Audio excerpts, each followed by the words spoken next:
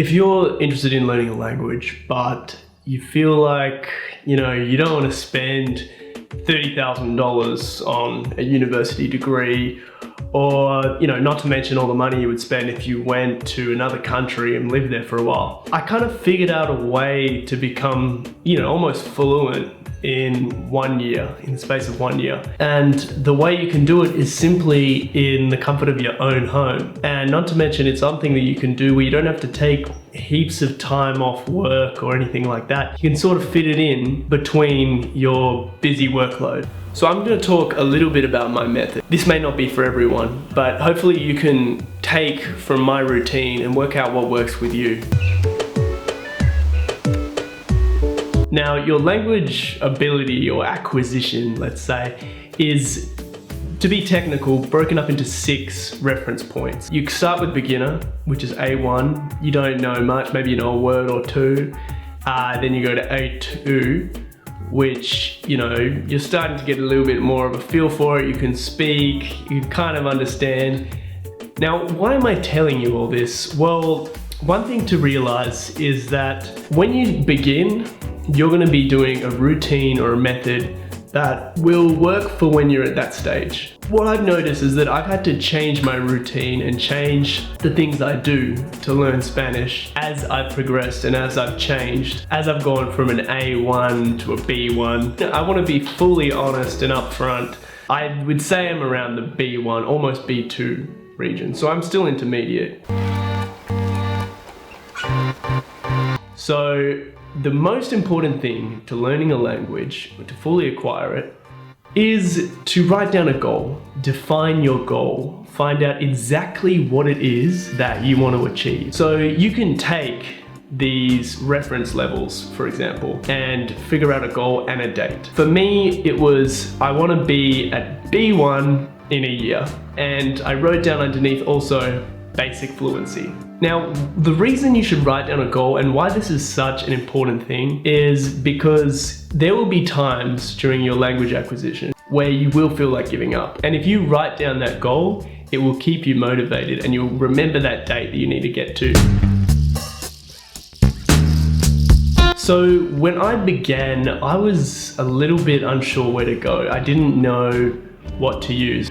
I started off with a language app, which I think for a lot of people, they think that's, they can just acquire a language fully with a language app. I've learned in my experience that is definitely not the case.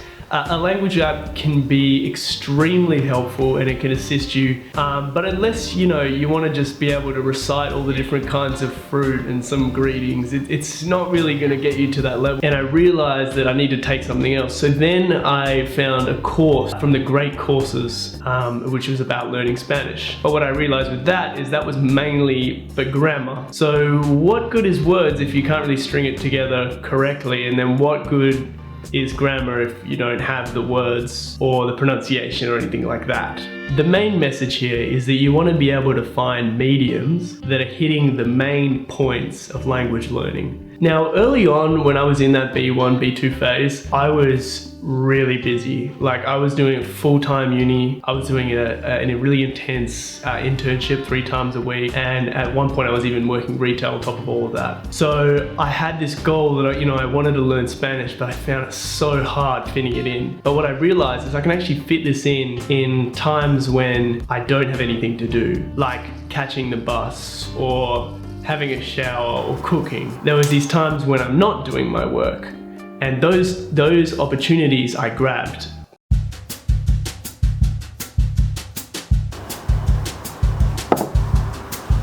So I would have university usually around 9. I would get up around 8, and while I'm making breakfast to my coffee and eating breakfast, I would be listening to a podcast. Now, for me, one of the main podcasts I really liked to listen to was Coffee Break Spanish, and I actually still listen to that today. Okay, from there, I would then get ready, maybe take a shower. I'd probably still listen to the podcast, and then I would leave the house. And from the walk to the bus stop, it was usually around 10 minutes, and then I would have to wait for the bus as well. What I did during this time is I listened to like a root learning audiobook. The one that I chose was called Learn Spanish Like Crazy. Now the reason I chose it was, number one, it was completely free on Apple Music, so that cost me absolutely nothing. And number two, it actually just really worked. So they'll say the phrase in English and you'll have to try and say the translation in Spanish. You have to do it in a certain amount of time, and then after that they'll say the correct way of saying it in Spanish, and if you got it correct then you can move on. You know, I'll say this, it's not the funnest thing in the world, but it really improved my speaking, my listening. Of course this is not like a real conversation, but it at least gives you time to really practice speaking and saying it. If you're in a bus stop, you don't want to be saying it out loud, that's fine, you can just say it in your head. Now, when I got on the bus, that would be like a 30-minute bus ride, I would focus on grammar. Now, for me, I actually ended up getting myself this Great Courses Spanish course. And because the bus ride was half an hour, I chose this course because each episode was about half an hour. So I would just sit there on my phone, watching this kind of thing.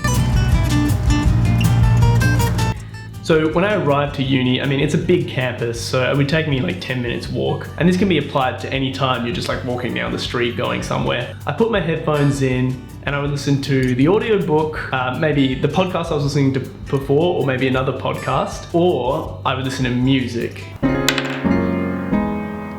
Now, something to say about music is that it is a great thing, you know, to expand your understanding of genres and different things like that. Like for me, I was learning about bachata and cumbia and salsa and reggaeton, which is great when you're learning languages because it gets you infused with the culture, it gets you excited. But one thing I realized is that early on, you don't know what the hell's going on. But when you're at, you know, the more intermediate level, when you see yourself really improving, then you can start using music to start your listening practice. One thing you can do, which did work for me, is I got this app called Music Match. Now what Music Match does is when you're listening to a tune which is in a different language, it'll say the lyrics in like a karaoke style and it'll show the two different translations. Now this is great when you're learning because it sort of shows you how the language is set up.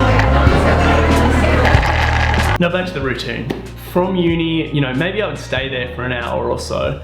Some days I would go to my internship straight from uni, so that would be half an hour. But the internship was in the same area I lived and where my gym was, so a lot of the times I would also go to the gym. Now on the bus ride back, or if I was driving, I would do any of these things. It could be podcast, it could be the audiobook, I could be going over the things that I was doing in the morning, so reiterate that information and try again. So if I was going to the gym, for example, you know, you're not going to be able to do a whole bunch, but what I would usually do is just listen to some music for half of it to get myself in the mood, and then for the other half, or even sometimes the whole workout, I'll just be listening to a podcast or something like that. And this is great in between sets. Like if you're doing workouts where you have like a minute or 2 minutes off, you know, you just focus on what you're listening to and really try to engage with it. And then you get back into your set, you do your workout, and then you listen back again, or you listen while you're actually doing it. So once returning home, because I was so busy, I did have like assignments and things like that. So for like 2 or 3 hours, I would sit down and I would just take a break from the Spanish and just focus on uni.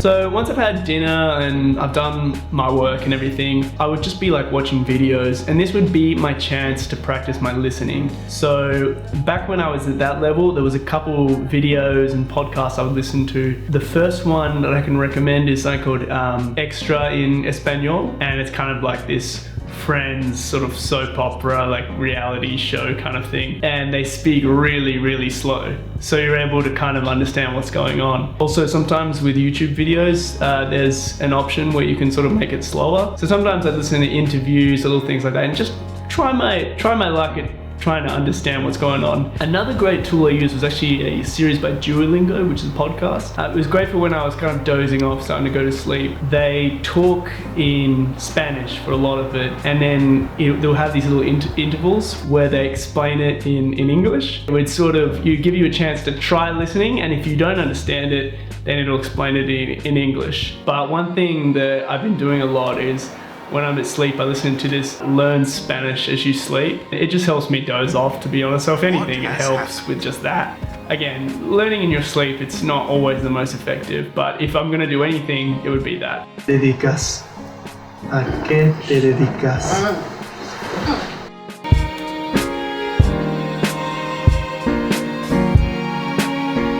A note on flashcards. It's something that I didn't talk about during this routine. So as I'm catching the bus and listening to these podcasts and all these kinds of things, what I would be doing is whenever I hear a word that I find is unfamiliar, I'd go into translate it, and then put it into my flashcard app. I think they're really, really helpful for just learning new vocab and things like that.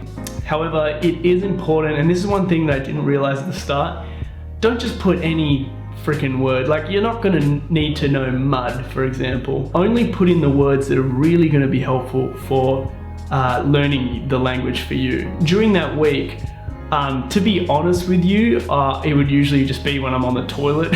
So I would just be going through the flashcards then. And whenever I try to have some sort of conversation or anything like that, I try to use them as much as possible. And that's how I really learn them.